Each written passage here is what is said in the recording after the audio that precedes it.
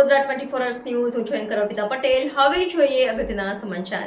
વડોદરા જિલ્લાની નવી કલેક્ટર કચેરી ખાતે શહેરમાં કેટલાક ભૂમાફિયાઓ કલેક્ટર કચેરીના મહેસૂલ વિભાગના અધિકારી કર્મચારીને ધાક ધમકી આપી સમાંતર ખાનગી કલેક્ટર કચેરીએ સરકારી જમીનની ફાઇલો સાથે વડોદરાના નામાંકિત ભૂમાફિયાઓ દ્વારા ચલાવાતી સમાંતર ખાનગી કલેક્ટર કચેરીનું જે પણ સ્થળ હોય તેના માલિક હોય તેવા ઉપર પોલીસ ફરિયાદ નોંધાવી અમદાવાદ ક્રાઇમને બોલાવી ઊંડાણપૂર્વક તપાસ કરાવી કરોડો રૂપિયાનો ભ્રષ્ટાચારનો પર્દાફાશ કરી ठोस कायदेसરની કાર્યવાહી કરવાની માંગ સામાજિક કાર્યકર મહેન્દ્રસિંહ રાઠોડ જિલ્લા કલેક્ટર અનિલ ધામેલિયાને આવેદનપત્ર આપી માંગ કરી।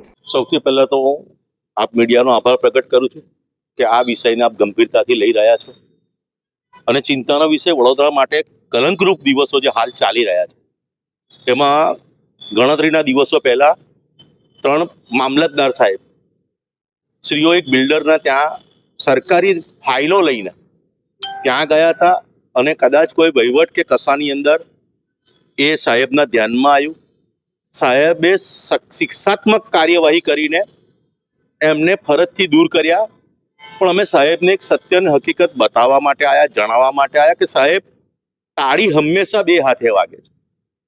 એ સમાંતર કલેક્ટર ઓફિસ ચલાવનાર એ બિલ્ડરો કયો રાજકીય વર્ગ ધરાવે છે, કયો એવો રાજકીય ધરોબો ધરાવે છે કે કયા એમને સાંસદ કે ધારાસભ્યશ્રીનો સહયોગ છે કે આજે અધિકારીઓને એક ધાક ધમકી આપીને સમાંતર કલેક્ટર ઓફિસ ચલાવતા હોય એમની ઓફિસમાં એ રીતે એમને બોલાવવામાં આવે છે। એટલે સાહેબને અમે વિનંતી કરવાયા કે સામાન્ય વ્યક્તિ દાદાગીરી કરતો એને આપણે ગુંડા તત્વ કહીએ, હવે બિલ્ડરોની અંદર ગુંડાગીરી ચાલુ થઈ ગઈ છે અને એમને કયા રાજકીય પરિબળો સપોર્ટ આપે છે।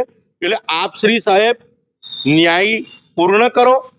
અમદાવાદ ક્રાઇમ ડીસીબીને તમે તપાસ સોંપો તો તપાસ બહાર આવશે સત્ય।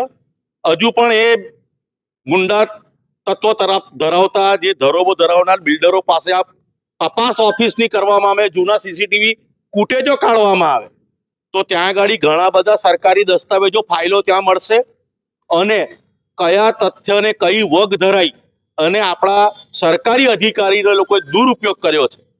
તો સાહેબ આ એક બહુ સારું વડોદરા પરિવર્તનનું શહેર છે।